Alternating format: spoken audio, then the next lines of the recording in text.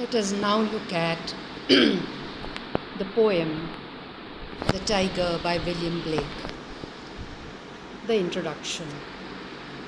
The Tiger by William Blake is taken from the Songs of Experience. The tiger itself is a symbol for the fierce forces in the soul that are necessary to break the bonds of experience. The tiger also stands for a divine spirit that will not be subdued by restrictions, but will rise against establishment, rules, and conventions.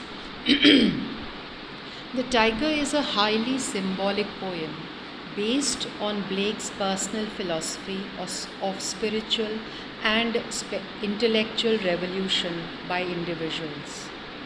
The speaker in the poem is puzzled at the sight of a tiger in the night, and he asks it a series of questions about its fierce appearance and about the creator who made it. But the context and everything in it must be interpreted according to Blake's philosophy of symbolic myths about human life, society, and spiritual revolution. The summary of the poem. The speaker directly addresses a tiger, imagining its bright flashes of color in the dark nighttime forest. The speaker asks which immortal being could possibly have created the tiger's fearsome beauty. The speaker wonders in which far-off depths or skies the tiger's fiery eyes were made. Did the tiger's creator have wings, and whose hand would be daring enough to create the tiger? The speaker imagines the kind of effort and skill that must have gone into creating the tiger, wondering who would be strong enough to build the tiger's muscular body, whose hands and feet were the ones that made the tiger's heart start beating. The speaker wonders about the tools the tiger's creator must have used, imagining that the tiger's brain was created in a forge.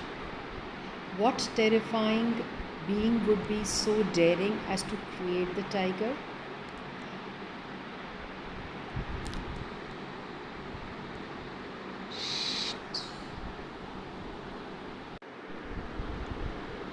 The speaker mentions a time when the stars gave up their weapons and rained their tears on heaven. At this time, wonders the speaker, did the creator look at the tiger and smile at his accomplishment? And was the tiger made by the same creator who made the lamb? The speaker addresses the tiger again, this time wondering not just who could create this fearsome beast, but who would dare. Now take a look at the detailed explanation of the poem line by line. Lines 1 to 4. The text is, Tiger, tiger burning bright, in the forests of the night, what immortal hand or eye could frame thy fearful symmetry? The first stanza sets up the poem's main thematic questions. Who created the tiger? How and why?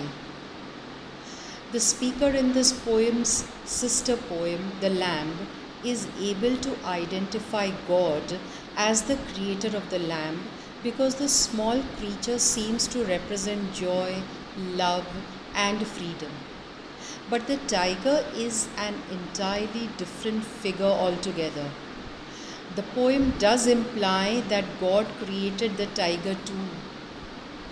But in the tiger's threat of violence and capacity for killing, it is harder for human beings to understand God's motivations for creating it. Essentially, the main aim of the poem is to flesh out this mystery and to hint at possible answers. The poem begins with an instance of epizeuxis with the immediate repetition of tiger, which signals to the reader that the tiger is the central figure throughout. And like the lamb, the tiger directly addresses the central figure with apostrophe throughout. Indeed, the poem is a kind of awed and fearful meditation of the fact of the tiger's existence.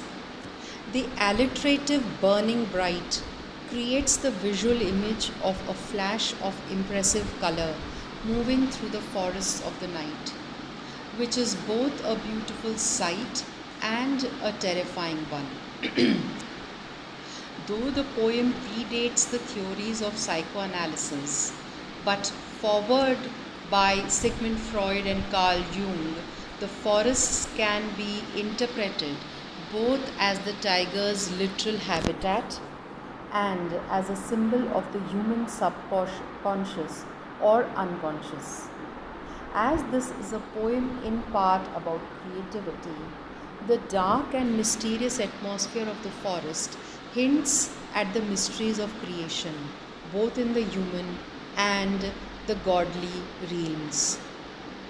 Lines 3 and 4 introduce the speaker's preoccupation with the creative act. To the speaker, the tiger is too majestic and well designed a figure to have come into existence by accident. Some immortal being must have deliberately created the tiger. Of course, the preoccupation isn't just about tigers. The poem's narrator is really asking why God, as an all powerful creator with a master plan, decided to create the more fearsome parts of existence as well as the more obviously joyful ones, such as the lamb. Consider the evil that humans inflict on each other. For example, why did God even create that capacity in humankind? But rather than suggesting God was wrong to create things that seem evil, the poem seems to indicate that elements of God's designs for the world are simply beyond the limits of human understanding. People can see evidence of God's divine will and worship it, but they should never claim to know and understand it fully. Life is full of these mysteries, which is why the rest of the poem consists entirely of rhetorical questions. The poem seeks to illuminate the parts of existence that humans cannot fully comprehend, not in order to explain them away, but rather to marvel cautiously at their presence. We will continue with the line-wise explanation in the next session. Thank you.